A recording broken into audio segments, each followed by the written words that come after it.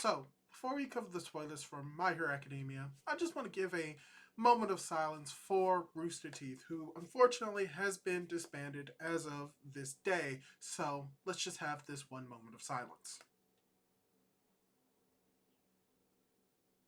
Alright, with that out the way, let's talk about the My Hero Academia spoilers. Hey guys, how's it going? It is your boy, Manga Andrew, and I'm here to cover the spoilers for My Hero Academia Manga Chapter 416. Yet it's been a while, so because it's been a hot minute since I've talked about My Hero, let's just really dive into the spoilers and really talk about what's going to be going on.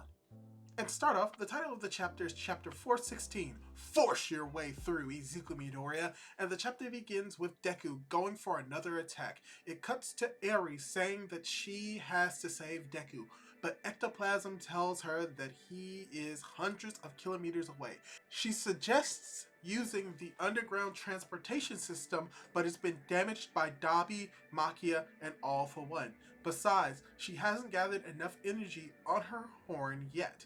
Even if she managed to get to him, she'd be useless. A while ago, she tried to heal Aizawa's eye and leg, but she couldn't do it precisely because she lacked the energy.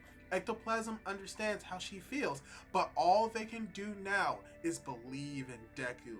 We then see a flashback of Eri telling Deku her dream, which makes him very happy and motivated to do even better. She starts crying, but Kota holds her hand. Kota says that Deku's always crying and then inspires him, since he's also a crybaby. We see that civilians who didn't want to let Deku back into UA, he's watching the fight and remembering the promise Deku made will bring it all back. So, the first part of this chapter seems to just give a better understanding of what Eri is going to be doing. She does not seem to be going to play a big role in the war currently, but once again, this seems to be setting up the idea that Deku is going to be supported by a lot of people that he has touched or inspired, or he has changed over his time as being a hero, and that this is going to be most likely a running ideal for the next part, not just of the chapter, but of the text spoilers. But going into the next part of the text spoilers, we actually are going to cut to outside of UA, where we get Monoma is being carried on a stretcher and Fukadashi is worried about him. Momo is helping Kaminari to walk, and the two of them are watching the fight on a phone. Momo is worried about Deku being in a, quote, dark form once again. Dinky asks Momo if she knows that "I trust that guy" cliche that characters like him and Kirishima always say. She says she doesn't, and Kaminari remembers she doesn't read shonen. He then says that although Deku is the strongest in the world right now, he doesn't feel like All Might. "Yao Momo, me being worried means that I don't trust Midoriya?" Cut to Gunga, and we see Ochako being taken away by that reporter in a helicopter. She says on a walkie-talkie that the Gravity Girl from UA has a very serious wound and that she needs medical assistance now. The other reporter is running towards Hawks and Tokoyami, saying that the UA robots are going to rescue the wounded. Hawks thinks about what Ochako did and her speech back at UA. He then remembers what he said before. If each of us started thinking about everyone, ... And with this part of the text spoilers, like I said, we're really getting to see a little bit more about how Deku has pretty much inspired everyone and connected with everyone, including his classmates, including Hawks, including Uraraka, and we get to see that what Deku is doing right now is going to be slightly different from All Might, and how what Kaminari is saying is that the fact that he's worrying about Deku is something important, because that's probably not something that people did with All Might. So we're just really getting more recontextualization and understanding of why Deku fighting Tomoe Shigaraki is important in this moment, and why it's important to see all of these characters going in and trying to support him to the best of their abilities, whether they're physically there or not. But with that, we're getting more to the final part of the text spoilers, and probably the most impactful part of the chapter, where we cut to Rocklock and Nagant. He asks why she's helping Deku, and Nagant says that it's because he opened her heart. Deku does what villains hate the most. He takes the hard way, without believing in absolute good or evil.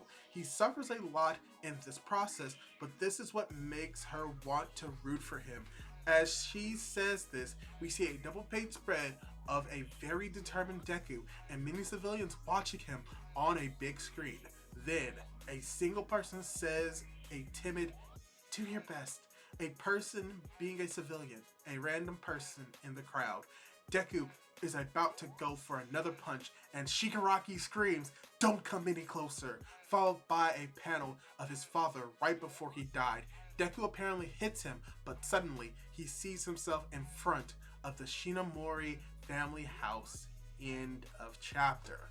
And yeah, from what we've seen with the tech spoilers and what we're going to be seeing with the chapter, this is once again setting up for most likely the final confrontation between Deku and Tomura Shigaraki, where from what we're getting with the last line of the tech spoilers, it seems as if Deku is about to really confront and understand what made Tomura Shigaraki the quote-unquote monster he is right now. So getting to see this being set up in this chapter is going to be a little bit more interesting than I thought that it would be, especially for this chapter. And because we're most likely not going to be on break next week, we're actually going to get a little bit more context for this, if not in this chapter, within the next chapter. And that is something that I'm very much looking forward to.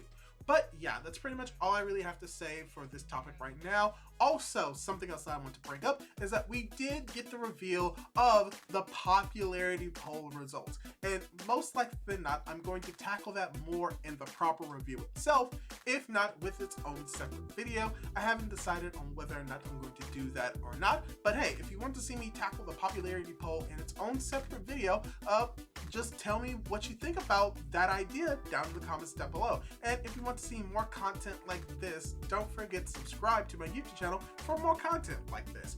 Do all that cool jazz, and hopefully I'll be able to catch you in my next video.